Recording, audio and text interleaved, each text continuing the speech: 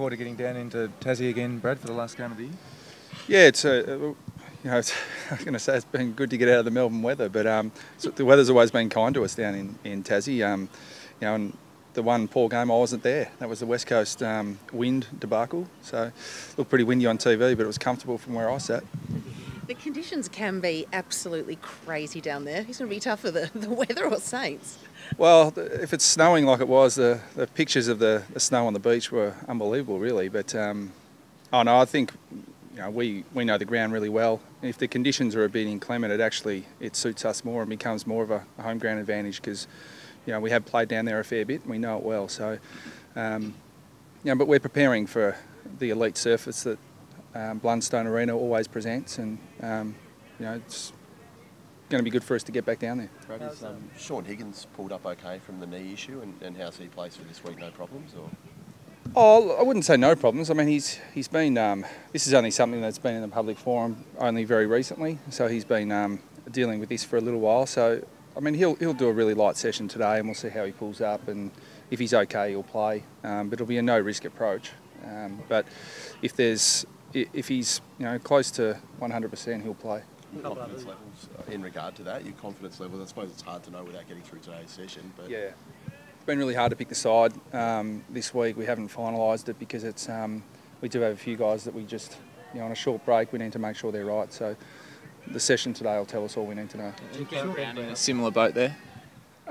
Yeah, probably. Look, I mean they've told me Brown's available, so medically I think he'll be clear to play. But it's just I'll keep a close watch on him today, see how he moves, and we'll make a call based on what we think his output will be. But medically he's clear. And Shaun's problem, Brad, is it just a bit of ongoing knee soreness? Yeah, look, it's something he's had throughout the year, but it's been managed really well. He had a really full pre-season, so we're happy to back his load off at the moment. It's not as if we need to get more work into him.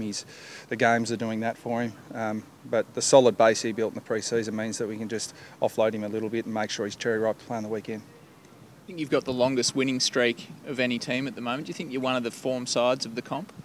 Oh no, it just reflects probably the vagaries of the fixture. I mean, we played some sides who have all been below us on the ladder, and that's certainly not to disrespect them, but that's just the facts that present themselves. So, we'll find out a bit more over the next month. Of the constants in that, you seem to be hitting the scoreboard really well. You must be pleased how the forward line's shaping. Yeah, well, I think the forward line function is only a function in itself of how the midfield's going. I think our midfield has really given us ascendancy over the last month and has we've been able to get the ball in there enough to give our forwards a chance. And to their credit, they've capitalised, but it's been a pretty even spread. Finishing off games has been pretty good as well. I suppose that's been really the pleasing thing. You've been able to put sides away in that sense. Yeah, and I think, again, we've trained really hard over the last 2 years and put a lot of work into our guys. And so we have real confidence in the way we can run our games. And we can also spread the load across our list. And, we've got a lot of guys with senior AFL experience. So whoever we put out there, we're confident they can keep going. Do you expect Michael Frito to come straight back in after the suspension? Yeah, Spud's been our most consistent defender all year, probably along with one or two others. But I mean, he's had a terrific year for us, so he'll come back in, and the squeeze will be on for spots with him coming back in. That's for sure. Sure, this is not the first time you've been asked, but do you think Todd Goldstein can win the Brownlow? I never try and predict what the umpires are going to do. But I know he's had a great year, and I think that ruckmen are now getting a bit more credit for what they do. Some very learned football journalists out there, without mentioning any names other than Jason Dunstall, don't rate ruckmen. But I think Goldie's a good example of what rucks can do. Sandilands has been doing it for a long time. So whether the umpires have the same opinion as me or whether they have the same opinion as Jason, we'll find out on Brownlow night. Do you reckon he's leading your club best and fairest?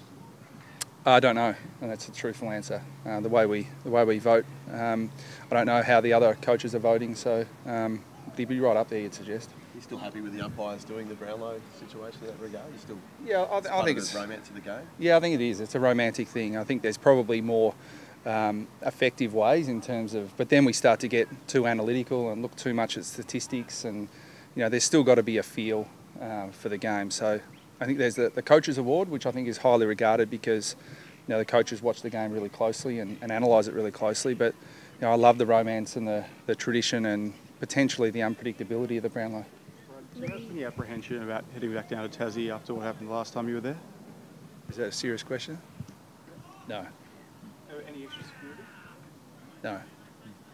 Lee Adams is out there in the blue and white. Is that a surprise return? Why is he out there?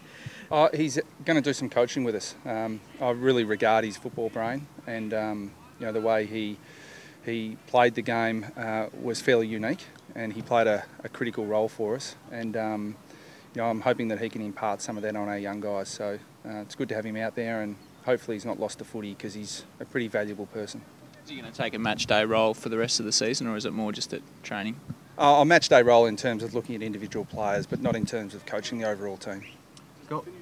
Sorry, does the finish to last season give you extra confidence in terms of the last month of this year, given how strong you were at the end of last year?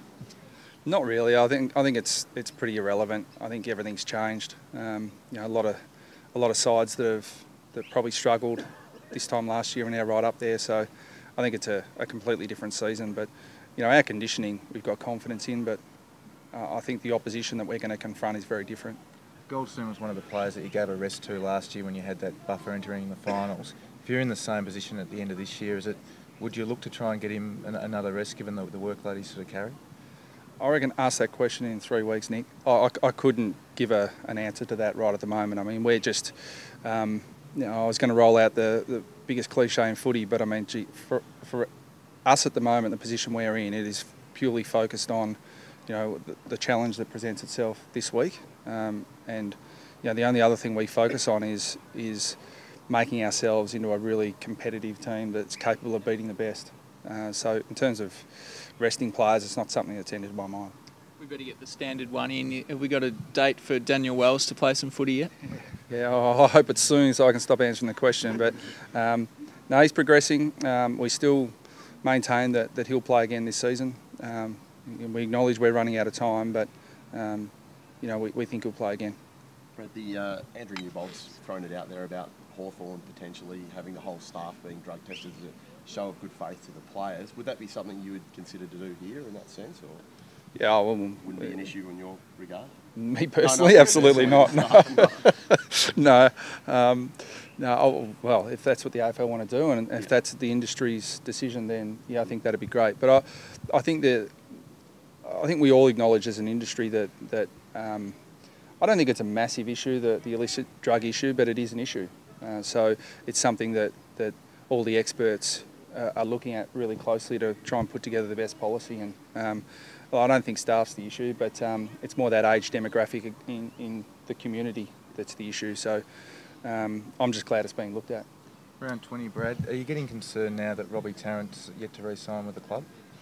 No, that's again, we've got really good people who take care of all that sort of stuff. So Robbie's a really valuable member of our club, and he knows that. So, and he's really keen to stay with us. So it's just a matter of those guys nutting out a deal. And conversely, the re-signing of a couple of guys in the last week, Aaron Mullett, Ben Jacobs, how important are they? Yeah, well, Ben Jacobs has been a revelation for us this year in the role that he's been playing of late, and I'm really pleased that Aaron Mullett has committed to the club as well. So, sometimes people think that coaches make all these decisions, and I want to keep all the players, but the rules dictate we have to lose a few. So, I'm pleased that all of our guys are committed, and they think we're heading in the right direction.